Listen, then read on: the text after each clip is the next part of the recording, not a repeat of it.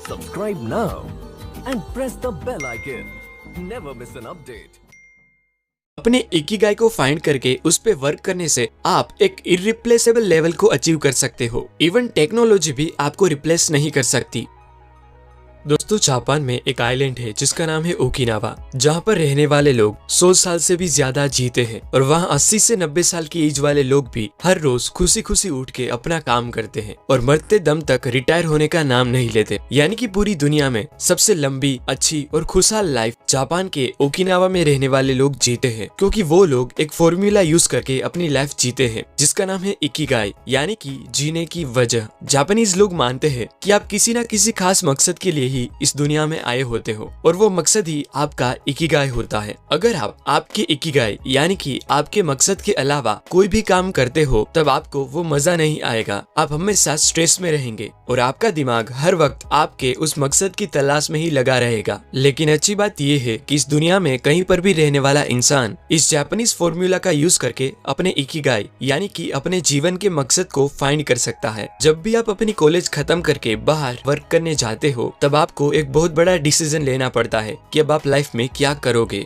ये डिसीजन लेना बहुत इंपॉर्टेंट होता है क्योंकि आपकी लाइफ का सबसे ज्यादा टाइम आप काम करने में ही स्पेंड करते हो। इसीलिए कोई आपको कहेगा कि तुम्हें जो काम से खुशी मिलती हो वो करो, कोई कहेगा तुम जिस काम में अच्छे हो वो करो, कोई कहेगा वो काम कर जिसमें सबसे ज्यादा पैसे मिले, या फिर कोई ये कहेगा कि बेटा ऐसा काम कर जिसकी दुनिया को जरूरत हो। अब इसमें प्रॉब्लम ये है कि हर कोई हमें इस चार में से किसी एक ऑप्शन को ही चूज करने के लिए कहता है, जो एक गलत एडवाइस है। इकिगाई इन चारों पार्ट्स का कॉम्बिनेशन है और अगर इसमें से कोई एक पार्ट भी मिस हो तो आपकी लाइफ में क्या प्रॉब्लम्स आ सकती है वो हम एक डायग्राम की मदद से समझेंगे। पहला सर्कल है व्हाट यू लव, इसमें वो सारी चीजें आती है जो आपको करना पसंद है। दूसरा सर्कल है what you are good at, इसमें वो सारी चीजें आती है जो काम आप अच्छी तरह से कर सकते हो। थर्ड है what you can be paid for, इसमें वो सारी चीजें आती है जिसमें आपके काम के बदले में आपको पैसे मिले। एंड लास्ट फोर्थ सर्कल है व्हाट द वर्ल्ड नीड्स, इसमें वो चीजें आती है जिसकी दुनिया को जरूरत है। अब देखो, फर्स्ट और सेकंड सर्कल के कॉम्बिनेशन से आपको आपका पैशन मिलेगा, यानी कि जो चीज करना आपको पसंद है और उसमें आप अच्छे भी हो तो वो काम होगा आपका पैशन। एग्जाम्पल, नई चीजें सीखना और प्रोग्रामिंग करना आपको पसंद है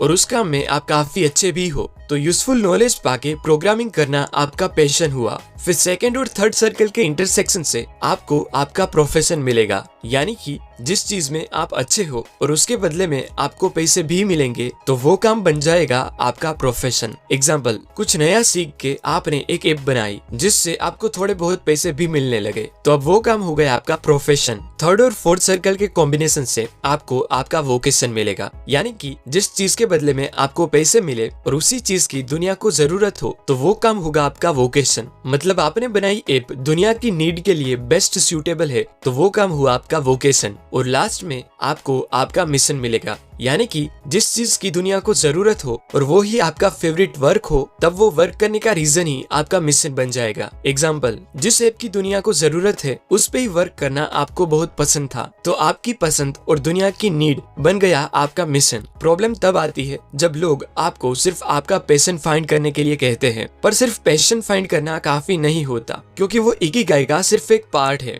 आपको ऐसा वर्क फाइंड करना चाहिए जो बाकी तीनों कंपोनेंट्स को भी सेटिस्फाई करे। एग्जाम्पल देके बताऊं तो समझो आपको ब्लॉग लिखना पसंद है, आपने बहुत मेहनत करके अपनी ब्लॉगिंग स्किल को इम्प्रूव किया और अब आप उसमें अच्छे बन गए हो और दुनिया को आपके ब्लॉग्स पढ़ के कुछ नया सीखने को मिलता है, यानी कि दुनिया को आपके काम की जरूरत है और वो आपको आपके काम के बदले में पैसे देती है। मतलब कि ब्लॉगिंग ये चारों कंपोनेंट्स को सेटिस्फाई करता है, यानी कि ब्लॉगिंग आपका इकिगाई है। आपका एम होना चाहिए ऐसी चीज को फाइंड करना जो पैशन, प्रोफेशन, वोकेशन और मिशन इन चारों कंपोनेंट्स को सेटिस्फाई करे और इस चारों कंपोनेंट्स के बीच में ही आपको आपका इकिगाई मिलेगा, यानी कि वो काम मिलेगा जिसे आप पसंद करो, जिसमें आप अच्छे भी हो जिससे आपको पैसे मिले और उस काम की दुनिया को जरूरत भी हो। और जब ये चारों चीजें सेटिस्फाई होगी तभी आप एक लंबी और बिना स्ट्रेस वाली सफल जिंदगी जी पाएंगे। एग्जाम्पल देके बताऊं तो सचिन को क्रिकेट खेलना पसंद है, उसमें वो प्रैक्टिस करके अच्छे बने। क्रिकेट खेलने से उनको पैसे भी मिलते हैं और लोगों को उनकी बैटिंग बहुत पसंद है, यानी कि दुनिया को उनकी जरूरत है। सचिन के लिए क्रिकेट इन चारों कंपोनेंट्स को सेटिस्फाई करता है, मतलब क्रिकेट सचिन का इकिगाई है। आप जितने भी पॉपुलर पर्सनालिटीज को जानते हो उन्होंने अपने इकिगाई को फाइंड कर लिया होता है और उसकी वजह से ही वो इतने आगे होते हैं। इकिगाई को फाइंड करना बहुत इंपॉर्टेंट होता है क्योंकि उससे आप अपने काम में फ्लो स्टेट अचीव कर सकते हो। फ्लो स्टेट मतलब अपने काम में इतना डूब जाना कि दूसरी कोई भी चीज मैटर ना करे, और वो फ्लो स्टेट ही एक्सपर्ट्स, आर्टिस्ट और जीनियस पर्सनालिटीज का पावर होता है।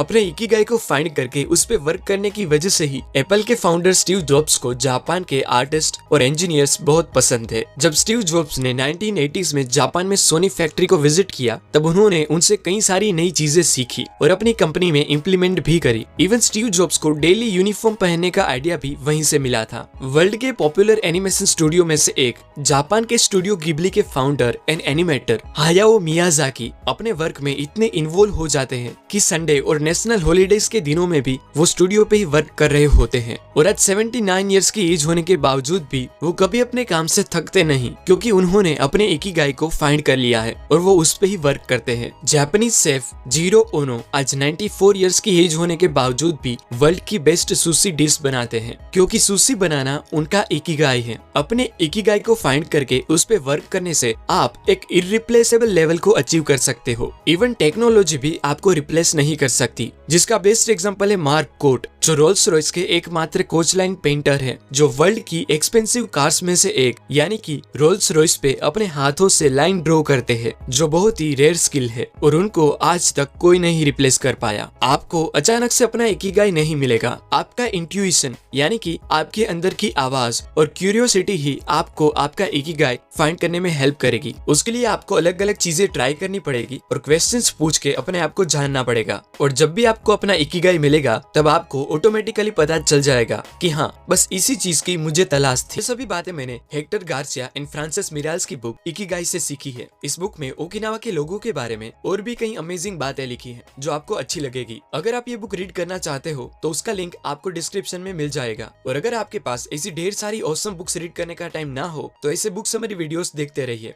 धन्यवाद।